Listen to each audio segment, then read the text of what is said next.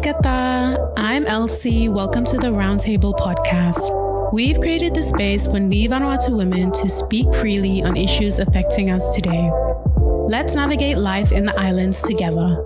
Join me as I speak to a new guest every episode and ask the questions you've always wanted to ask. Ale, Yumistorian. This project is made possible with the support of the We Rise Coalition and PACMAS. On this episode, we're going to be talking about an interesting yet controversial topic, which is women fighting over men. Now, our discussion today is based on Vanuatu's context. Our opinions, stories that we share on this episode are based on things that we've seen or things that we've heard from friends or family here in Vanuatu. So it may be different for others, tuning in from around the Pacific or wherever you are. But if you can relate, then great. But if not, then that's all good. We just want to share our opinions on this topic. And joining me today, I have the wonderful Relvie Poilapa. Hi, Relvie. Hi, Elsie. Thank you so much for joining me on the roundtable.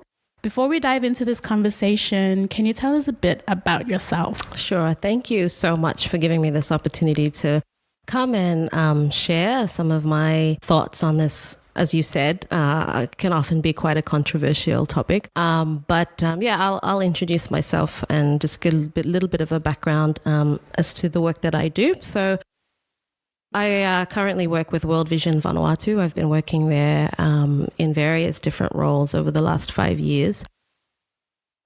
Specifically in the past, I worked in the space of disability inclusion, water, sanitation and hygiene programs throughout the different area programs that World Vision has. But more recently, I've been working in the space of child well-being and been quite involved in a couple of research pieces that World Vision have been rolling out in collaboration with different various partners and stakeholders, both within other NGOs as well as within government sector. So I'm very much involved in the past. Prior to my work with World Vision, I did do a lot of work in other spaces in relation to women's empowerment, programs, gender equality, and more recently, disability inclusion, but now it's sort of shifted a little bit to child well-being. So a wide variety of different experiences and spaces for sure. I used to work at World Vision as well. That's right. Not directly with Relvie, but we were, World Vision family. And so it's so nice to have you back here now in the sister space to be talking about, a very interesting topic and a topic I feel like you're very aware about. Yes.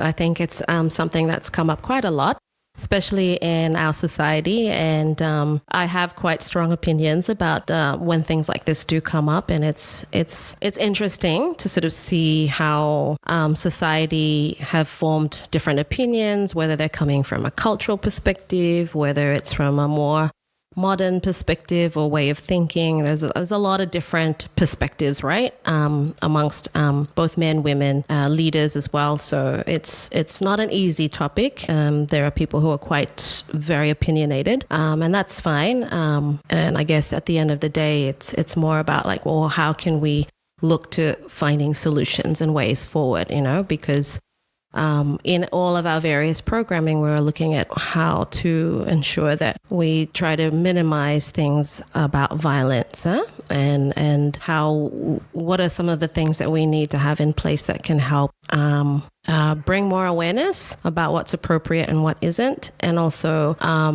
what's healthy for our community, what's healthy for our up and coming children, and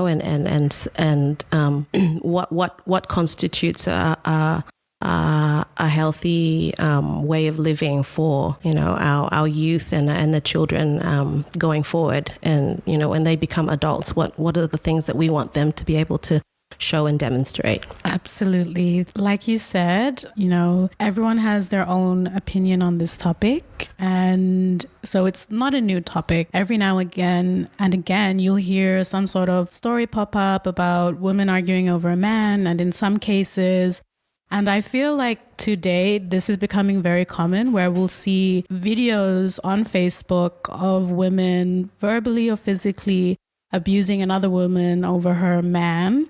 There was a video that surfaced in April, which were of students who were fighting over a boy, and just the comments and, the statuses that people were posting up right after they watched the video, it was alarming. I was very annoyed with a lot of the comments and a lot of the posts that people were making. Did you see that video? What were some of the comments? Can you just relay some of the comments? Some of the comments, and these are like screenshots that I've taken from Facebook.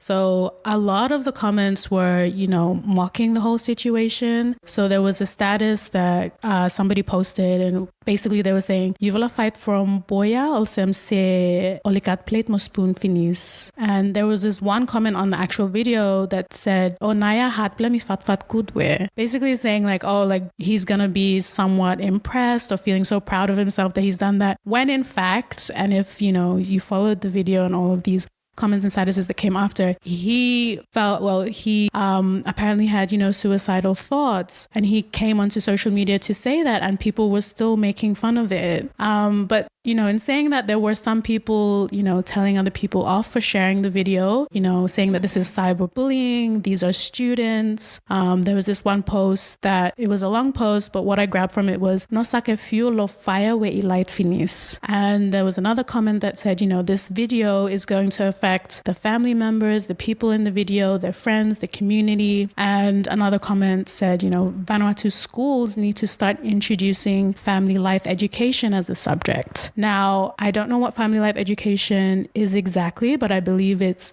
some sort of subject or course that shares, basic life skills, how to be or how to act, as an adult, and have all of these positive characteristics that will help guide you in life. As well as be accountable. Exactly. And responsible, and, help you to be, I guess, for want of a better word, an upstanding citizen, somebody who's received those skills to be able to contribute well in their community, in their society, but in a way that's mature, responsible, and accountable, right? Maybe that I think there are some subjects that touch on a little bit on that, but I don't know to what extent. Yeah. And I think, you're right. There were probably a lot of different opinions that were coming through, and a lot of different topics that can be drawn out of, what actually transpired? What was the situation at hand? A lot of people only saw a young lady physically assaulting another lady, but we didn't know all of the history, and it was just a lot of assumptions. A lot of people drawing conclusions around what they thought was the case, but not really knowing and understanding all of the contributing factors, which is not me saying that I approve of violence or that it was that it was a right thing, but more just sometimes they're given a snippet of something and then they just run with it and they think, oh, okay, it's because of this and that, when it can be completely the opposite or completely something different. So I think with social media, especially here in Vanuatu, there's still a lot to be learned when it comes to social media etiquette, and it is a platform where people can share opinions and perspectives and ideas. That's the good thing about it, but it can also bring about if people have not been taught to have like just normal diplomacy and respect, but like just because you're behind a screen and you can write it out doesn't mean that you should show less respect in the way that you state your opinions or what you think and feel about something. People tend to just automatically get really angry, like their emotions get in the way, and then rather than thinking about, well, be constructive in a solution that could help, maybe the people involved in the circumstance that was shown, but rather they just start becoming very judgmental. Bullying comes into play. So yeah, I think there's a lot of different issues that come up when opinions are voiced on social media, and depending on if a particular forum and the way that they paint. I think social media is a very powerful medium, and I think that when you paint something in a way that influences people's opinions, you have to that's a big responsibility. So social media is very important, and those who are administrators of such forums need to be quite careful in how they paint a certain topic that they already know is going to be controversial, but put it in a way that can generate more positive, constructive solutions, rather than constantly pointing out or judging people for the actions that might have been wrong at the time, right? And so from that, I do believe that you also saw the video that I'm referring to. I did. Yes, I did. So I just wanted to, get your thoughts on maybe not the video itself, but like the topic in general. Yeah. So I think for me, I'll just give a little bit of a background. So I have teenage children, and I have a teenage daughter. She's 17 years old, and she's learning, what it is to be a young woman today. And when I have an opportunity, every now and then, I'll ask her about her social groupings, and what are some of the things that are common amongst her friends? And I think that prior to this actual video that you're referring to, there was another one that had come out, but I don't think it came out as publicly as the one that you're referring to. And I asked my daughter a very simple question. I was like, why are girls fighting with girls? Why is this happening? And I didn't know the full story, but she just sort of simply stated, they were fighting. They went and they had drinks, and then they were fighting over a boy. I was like, why? I just asked her directly, why did this young lady feel that she needed to fight with this other young lady over the boy? And she's like, I don't know. There's lots of different reasons, maybe because there was jealousy involved. But it's such a common thing, Mum. Like a lot of times when girls are getting upset with another girl, it's because a boy is involved. And I was like, okay. So I kind of asked her, well, do you think that if something like this was happening in your close group of friends, your circle of friends, how do you feel about girls fighting with girls? And she's like, I think it's silly. And I was like, you know what? I understand that we all have emotions, and it's quite natural when there's relationships, any relationship, man, woman, man, whatever it may be. It's natural for there to be feelings of jealousy or be feeling possessive or territorial. Those are not uncommon feelings. Because we're wired to want to have that attention from our significant other, and that we want to feel that we are that person's one and only. And sometimes when there are issues that come into play where maybe one partner is no longer interested in just entertaining one person, but maybe looking elsewhere as well, feelings of anger can come in, feelings of hurt can come in, and that's a normal human reaction. But I think that unfortunately, we're not always often taught how to manage those types of conflicts when it comes to relationships. It's oftentimes we allow our anger and our hurt to get the better of us, and it's not easy. And I get that it's not easy because maybe sometimes it's too overpowering. But I think any message that I would give to anybody who's facing this sort of similar issue, where you've got somebody, a third person coming in, and you're trying to manage those emotions, you need to be able to find a way to openly communicate about that directly to the person that's hurt you or angered you. And a lot of times, sometimes women, especially women who feel that they have a lot to lose, they might feel disempowered because they're not given that space by their partner to be able to speak up and say, this is hurting me, this is something that I'm not comfortable with, or I'm angry at you. And if they've not been given the space by their partner to be able to do that in a healthy way, then they look at another way of trying to unleash that anger and that hurt. And unfortunately, it ends up them then going on to being violent against another woman. And, you know, I personally don't feel that that's the right way to handle that particular type of situation. If you've ever in a situation where those type of conflicts and those type of hurt and anger issues come into play, communication is not everybody's forte, right? But it is such a key, important form of handling a situation or diffusing a situation from becoming worse. And it's not something that comes easily to people.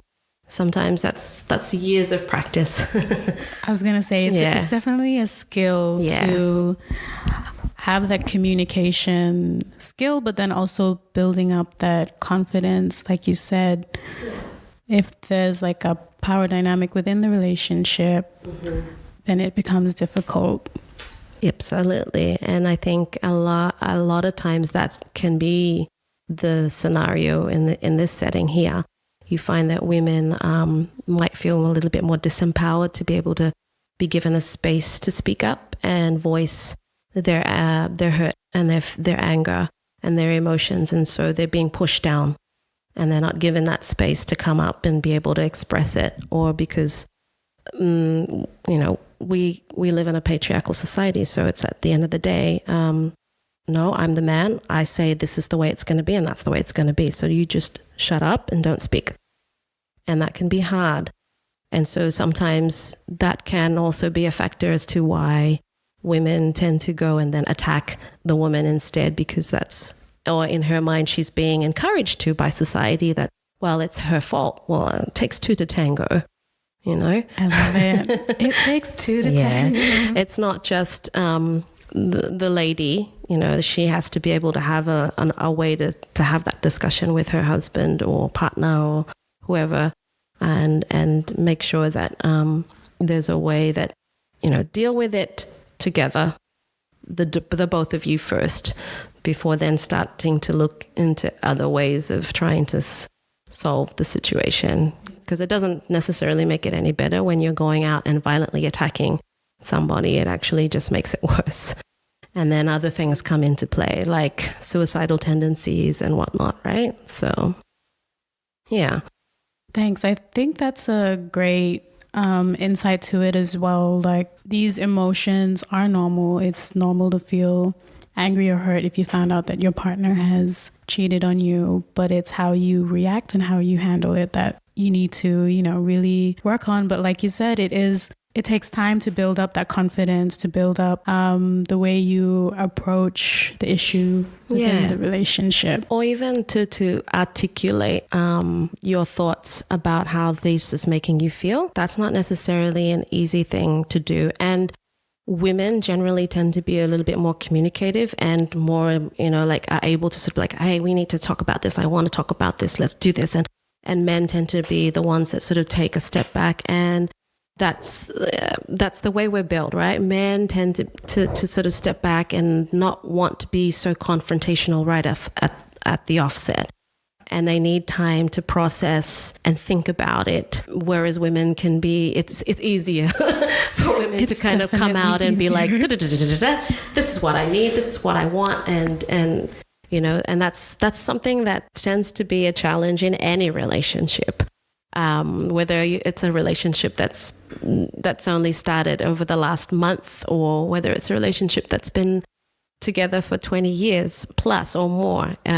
Communication is a big factor in how you talk through conflict, talk through anger, talk through hurt. That takes time. If you're not naturally inclined to be able to express it, then when you're with somebody, it's something that you take time to harness together as a couple and figure out what's the best way to handle whatever conflict we may be having, right? I think also having that, it's, you know, it's normal to react that way, to, you know, finding out that your partner is cheated. There are a number of different reasons reasons, as to why some women will take, that drastic step to approach the woman instead of holding her. Yeah. And so I've heard, a few stories where the woman has, chosen to confront the other woman because he was the breadwinner and he was the one making money for the family. And so she felt like she couldn't lose him. And instead of, taking the sensible way of approaching him and holding him accountable, she went straight to the other woman. Rather than sort of sticking to the root cause of the problem. Exactly. What do you think would happen if the roles were switched? If the woman was the breadwinner in the relationship and she cheated. Again, taking into account that we do live in a patriarchal society. I can already see what my answer is, but I want to hear your thoughts. I think men's reactions can be a little bit more different to a woman. Men have their pride, and so when the situation is where it's the man that's facing the issue, it can lead into issues of their pride's been bruised or their ego. You don't often hear of men then going and attacking another man. It's not as common, but it's not to say that those same anger issues or feelings of hurt are not there. It's just that men tend to process it a little bit more differently and are not necessarily going straight to the third party, but sometimes they take out their anger on the woman directly, and it can be something that leads to violence. And that's what we often hear of, right? That's a common thing that we hear of more than them going and then attacking the other party involved. Yeah. But I think that men generally tend to sort of take a step back and put more blame on the woman again, generally speaking. So that can be an interesting situation. Now, if the woman is quite financially independent, she can make a decision about, well, I don't like she can decide, well, if she holds herself accountable, like, okay, this is what I did and this was wrong, but this is how I want to work through. And if they can sort of salvage a discussion about what were some of the reasons as to why that may have happened, and he's open to having that discussion, then that's great. And if they decide between the two of them, they can work through it. But maybe he's quite dependent on her. It's up to him now. But if he feels that, no, my ego and pride has been bruised enough and I don't really want to deal with that, then yeah, most of the time you won't hear that he will be the one that goes and starts creating violence against the man, but he will be maybe taking it out more on her directly. Usually that's the case, right? Yeah, usually that's the case. And I feel like it's, if the roles were switched and the man finds out that his, partner has cheated on him, they tend to try and hide it more. Who does? The man. They'll keep it to themselves. Whereas I feel, from stories that I've heard from, my circle of friends, if they found out that their partner is cheated, they come to their friends and they say, oh, well, I found, and they look for support. Whereas I've never, my guy friends have never come up to me to share, all this has happened. They keep it to themselves and then I just find out later. And it's like, well, but then it's not like I go back to say, why didn't you tell me? It's more like I could have been there to support you, to, talk with you kind of thing. But so I just feel like, it is very different. But the usual case is and again, that plays to the natural nature of a woman and the natural nature of a man. And like you will generally find that men will try and resolve it within themselves on their own. But there are some who lash out. But again, that lashing out can come out in different ways, right? So it can be whether they lash out directly to their partner or they lash out in other ways. Maybe if there are children involved, they might lash out indirectly towards their children, or they tend to hold it for a long time. And that can be challenging, I think. There's a whole nother lot of issues that can come out from that when things like that happen. So, and it's not to say that it doesn't happen. It definitely does. But like if there's maybe a support system in place where men feel that they can also sort of share some of their experiences and be given that space to work through how to handle the emotions that they're going through and how to keep moving forward in a constructive way that's beneficial not only for them but for the whole family or their situation as a person, like mental well-being, right? Yeah. And what gets me all the time is that women will choose to belittle or degrade or, verbally and in some cases will physically abuse the third party. And there are so many other ways, like we've mentioned, communication, to handle these kinds of situations or issues within the relationship. They could just talk with their partner, or if they did want to approach the third party, just to talk with them, find out what's been going on, and then choose to leave or choose to solve the issue. But again, like saying that, it's easier said than done. And I think another thing that kind of comes into play is if, violence is it's a taught thing. If you've been brought up since you were young to choose violence as an outlet to express anger, to express hurt, to express that you disagree with something. And like I said, those are normal emotions that everybody will feel at some stage or another throughout their lives and several times throughout your life.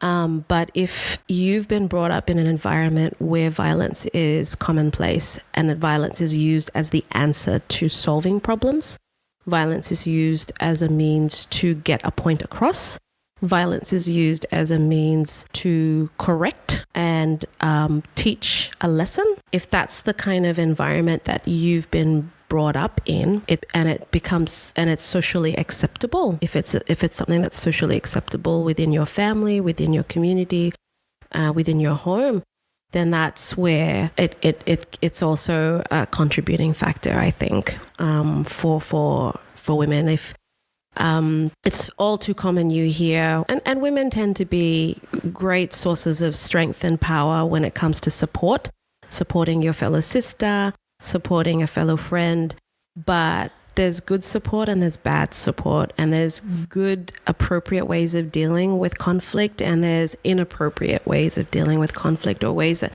can lead you down a pathway that's not going to help resolve your situation or make it any better. In fact, it makes it worse. I mean, if you resort to violence, you can end up in jail. You're breaking the law by physically assaulting somebody or hurting them or intentionally causing harm. These are issues of law coming into play now because the law protects us. It's there to ensure that justice is fair, and there are appropriate means and ways that this can be dealt with. But if you've been taught that no, use your hands first and then deal with the right proper way later, well, that can also cause issues, right? So sometimes when there's groupings of women and they come together and they get all riled up and they're like, kill him, that doesn't help the situation at all. And it actually just makes it worse and creates even more animosity, and it can be harder to then come to a good solution moving forward, that everybody feels like, okay, your voices, and there was space given for your voice to be heard and your perspective to be shared, but in a good way, in a constructive way, right? And I feel like those are some important things that we sometimes tend to forget. I think you were also sort of asking, what are some things that we can do in relation to helping sort of stem this trend of constantly putting the blame on the woman, constantly resorting to violence? There needs to be more awareness, and we need to be able to call out what needs to be called out, but in the appropriate way. Men calling out men that, hey, that's not the right way to deal with this. There are proper ways and channels that you can deal with this. Women calling out women, leaders calling out men and women if they're doing things that is not appropriate, but like finding solutions and ways forward that helps your home, helps your community, helps everybody, rather than putting continuous judgment and blame, but like finding a solution that enables everybody to sort of move forward in a good way. Thank you, Relvie. Yeah, I love that you mentioned, there's different kinds of support, bad support and good support. And I feel like that's another skill that people need to learn, when to, either hold them accountable, but then also tell them, violence isn't the answer. There are other ways and means to solve the issue. And I love that you also have mentioned, that there needs to be more awareness, and people need to realize that whoever, cheated, whether it was the man, whether it was the woman, they need to be held accountable. They need to be held, responsible, and be involved in how they can move past it in a positive way and ensure that no one else gets hurt. And there's a lot of reasons why relationships may not work out, but sometimes people don't want to look at the reasons behind it. They just would rather demonstrate, well, no, that hurt, or I'm angry about that, so this is how I'm going to deal with it, rather than actually going back to, well, what was some of the root causes as to why this situation came about to begin with, and try to understand it and think logically through that, so that a solution can be found, but also for healing, right? Because it's never easy to be hurt, and there's no one way for somebody. There's no right or wrong way for somebody to heal, but it is important to have a way forward that enables that healing to take place. And, there's that saying, violence begets violence. And the more you speak about things in a violent manner, or choose to deal with things in a violent manner, it doesn't actually make things better or, resolve the situation. It actually just makes it a lot worse and creates more animosity and more resentment and more ill feeling. And then in the end, nobody kind of gets through that in a positive way, right? It's just a vicious cycle. So you also mentioned earlier that, you sat down with your daughter and you asked her why, these students were fighting, what was, the reason behind it. And she mentioned that, it's so common now. Yeah. And that's crazy to me. I know. And I'm like, am I missing out on something? Because I honestly thought that it wasn't as common as it was before. But maybe that's just me not being out there in the social circles. But I want to know if you think that there is a shift in mindset at all. Do you think people are starting to hold men accountable? I think there is. I've seen a little bit of a shift in mindset. I see it in social media. I recently saw there was a post about sexual harassment, and I was quite pleasantly surprised to see men coming out and saying, hey, if a sexual assault is happening, it's not because of the way the woman is being dressed. So stop blaming the woman, because we constantly keep saying this. These were men who were saying, we need to be able to hold our own thoughts in check, and if we are thinking like this and then we're following through on these actions, then it's our fault. It's men who are causing it because of their own crazy thoughts. So in relation to holding men accountable for their actions, yes, I do see that shift, and it's good to see. And I have 3 sons, and I've always been quite vocal about, being respectful, not just to women, but to men and women together. If somebody does something wrong, try and understand. Don't be quick to judge. Don't be quick to draw conclusions.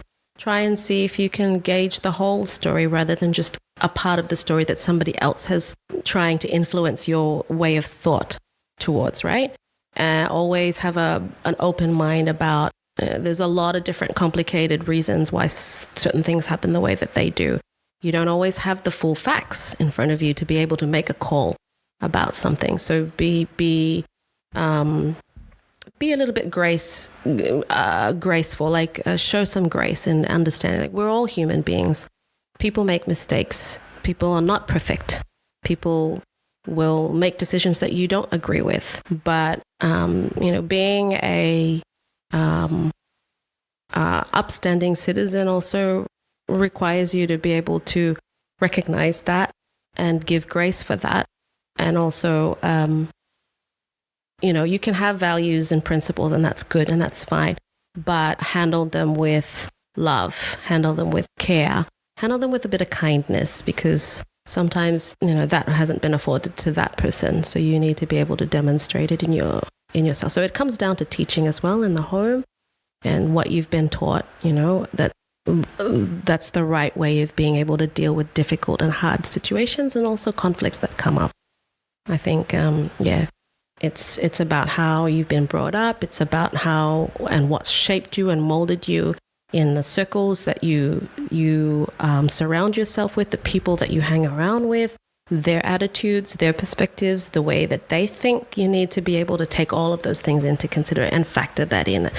It contributes to how we also deal with situations like this in real life, because this is not new. This is something that's always been around. But the way that we can handle them and are taught to handle them, it's something it's a taught thing, and then it's perfected over time, right? I love that you've brought that into your home and that you've taught that to your sons and your daughter.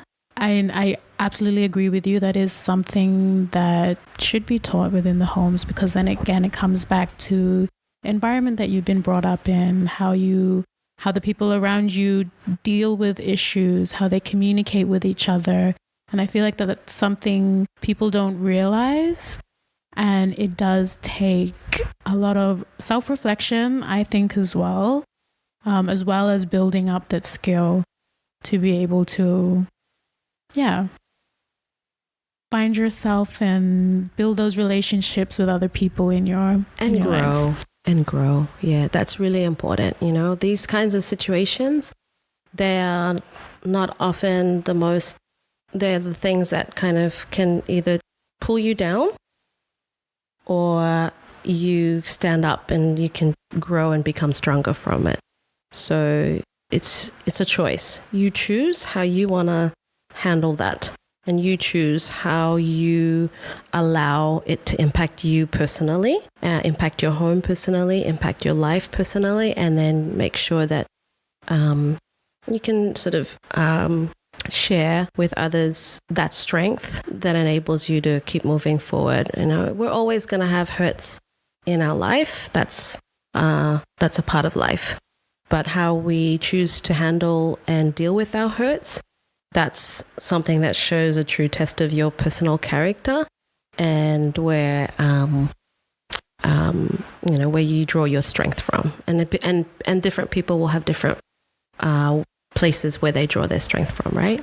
Yeah. And I think as well, choosing how you handle the situation, like you said, it can be difficult. And you also mentioned earlier that there are different kinds of support that you can either draw on. And so if your friend was in this situation, finding out that maybe their partner was seeing someone else, how or what advice would you give them? And in saying this, I'm hoping that the advice that you're going to share will hopefully inspire or empower anyone listening, if they've come into this situation, or a close friend of them or a close friend of theirs or family comes to them and shares, what has happened. Hopefully this will help support them as well. I guess my advice would be, if you're still very much wanting to be with your partner, go out of your way to make time to communicate. Go out of your way to have that sit down and talk it through. Find a way where you can openly say the things that you felt hurt you or angered you. You need to be able to, that's a very personal thing that you need to find a way that you can sort of have that conversation with your partner, right? If your partner is also willing to come to the table and have that conversation. Because at the end of the day, it's going to be between you and your partner. Try that first. If that doesn't work out, then find a way where you can get the strength and the courage to keep moving forward, but in a way that enables you to grow positively and not hold on to those past hurts and those feelings of resentment or anger. Because when you continue to hold on to those types of emotions, it just drags you down, right? And it doesn't actually enable you to keep moving forward in a good way. It makes it harder. So forgiveness is a really big thing. Forgiveness is something that doesn't come easy. It's easy to say the word forgive, but it's not easy to actually truly forgive in your heart. And that's something that takes time. Takes healing, takes self-reflection, as you stated before, takes all of those things. Time is a healer, as they say, and some people are able to heal faster than others. And again, it comes back to your mental well-being and, you know, where you stand in your mind about how you want to be able to continue to, where you see yourself in your life as you progress forward. So some people can use it as a means to just go down on a destructive pathway, and some people use it as a means to continue to grow and come out of it stronger than ever before, right? Mentally, physically, spiritually, whichever way it may be. So at the end of the day, it's always a choice. You choose. That's your power. That is your superpower. You choose how you respond and react to all the different things that happen in your life, whether it be positive or negative. It's a choice how you choose to react and respond to it. And whichever way you choose and respond or react will determine the outcomes that follow. So that would be my advice. That was such great advice. Thank you so much, Relvie, for joining me today in this episode, for being part of this conversation. I'm just going to leave a little quote. Well, not a quote, actually. It was what you said. It takes two to tango. It really does. It does. And that's just something I feel everyone should remember. And also taking into account the advice that you shared, you know, at the end of the day, it's your choice on how you react and how you deal with the issues. And whatever follows from that, it's because of the choice that you've taken. Mm-hmm. And be accountable. Be accountable to whatever decision you've made. You know, don't shy away from it. Face it head on. No one's going to fault you for being your true self. You know, and maybe if your true self tends to go towards wanting to lash out and be angry and vengeful, okay, but I would advise that that's not ultimately the actions that come out of those type of emotions aren't always going to be the best way forward. So just, you know, think about that before you decide to take that pathway. Thank you, Relvie, for joining me on this episode. I really hope this conversation helps deepen our understanding and also reflect on our own opinions around this topic. We've mentioned so many factors that come into play when a woman chooses to verbally or physically abuse the other women, but we also mentioned the importance of communication, reflection, healing, and the need to hold the partner accountable. I feel like it's also time for us to realize that we need to provide good, meaningful support, like Relvie mentioned, instead of looking at ways to blame and mock the women and the situation itself. Ladies, you hold so much power, worth, and value. Use that to your advantage to make the right choice. And remember, it definitely does take two to tango. Make sure to check us out on Facebook, Instagram, and TikTok at Sister Vanuatu and our website, sister.com.vu. This is Elsie from The Roundtable. If you want to hear more from The Roundtable podcast, make sure to tune in to the next episode.